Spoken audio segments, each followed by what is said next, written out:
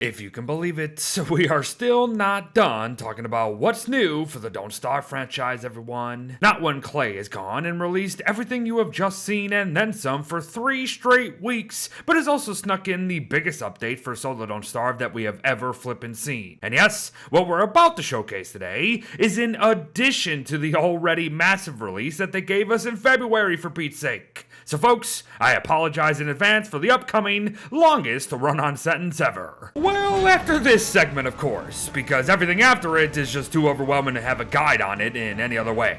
But to begin, the Ancient Guardian has seen his arena condensed and fight overhauled. He might still have but 2,500 health, however, we can expect his new stun mechanics, his leaping ability, a phase 2, and then some, just like his Don't Starve Together counterparts. Not only that though, every Ancient Guardian in the world, them being the 3 from all 3 Ruins entrances, now drop a brand new item called the Seed of Ruin. A seed that when used on one of these 3 cave sinkholes of any of your choosing, will not only reset the ruins of that cave, but the entire cave system itself. I repeat, you are resetting both the ruins of these caves and the cave before it too. But yes, now comes that run-on I warned you about, so buckle up everybody and get prepared to take some notes. Tall birds now create new nests on the proper turf, even if we raise them ourselves, and now lay eggs slower than before. Deerclops' attack is now directional, making for easy dodges if they're facing the wrong way as you. Turf of all sort now stacks to 20, however, we still only craft 1 at a time as things stand now. Dwarf stars have been buffed to match their Don't Starve Together cousins, and now last for 3.5 days over their original 2 flippin' minutes. Our pickaxes boast double the uses as before,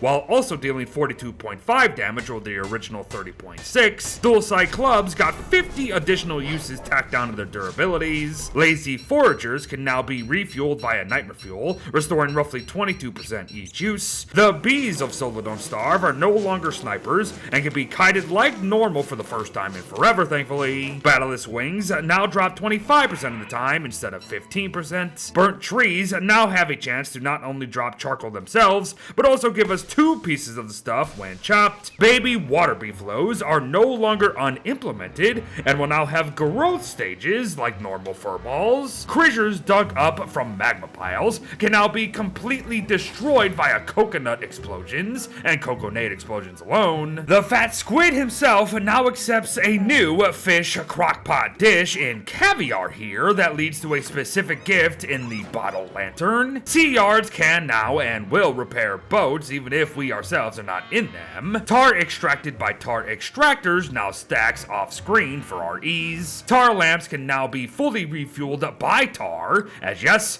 this somehow wasn't a thing before. The quackening ram now has 25 uses total and apparently deals less damage while also having a cooldown period between attacks. However, I literally cannot see anything about the latter, honestly. Both flups and snakes can now be instantly trapped via traps, of course. Fire Pack'em Bag'ems will now only shoot what we are attacking, which is both good and bad in my opinion. Shears not only cut down viney bushes and bamboo stalks very quickly, but also provide an additional piece of each in this release. The Living Artifacts Kamehameha attack shatters obsidian boulders and dragoon dens. Dragoons themselves now supposedly drop dragoon hearts more often, although chances are the drop rate is still pretty darn low all things considered. Insulated packs and sea sacks both boast more inventory slots and no longer burn after today. The tar suit now lasts for 3 days over the original 1 and can be quote-unquote refueled via tar. The Windbreaker now provides 50% wetness protection instead of 20%. Snakeskin jackets up their own waterproofness to 90% overall over their typical 70. Meated nettles are a new crockpot dish meant to better serve Wakeford players during Hamlet's Lush season and thus hay fever, and are actually kinda a little better stats-wise at the end of the day. The particulate purifier from Don't Starve Shipwrecked now works to prevent hay fever as well. The nightmarish bird whistle is a new super late game craft that offers a single use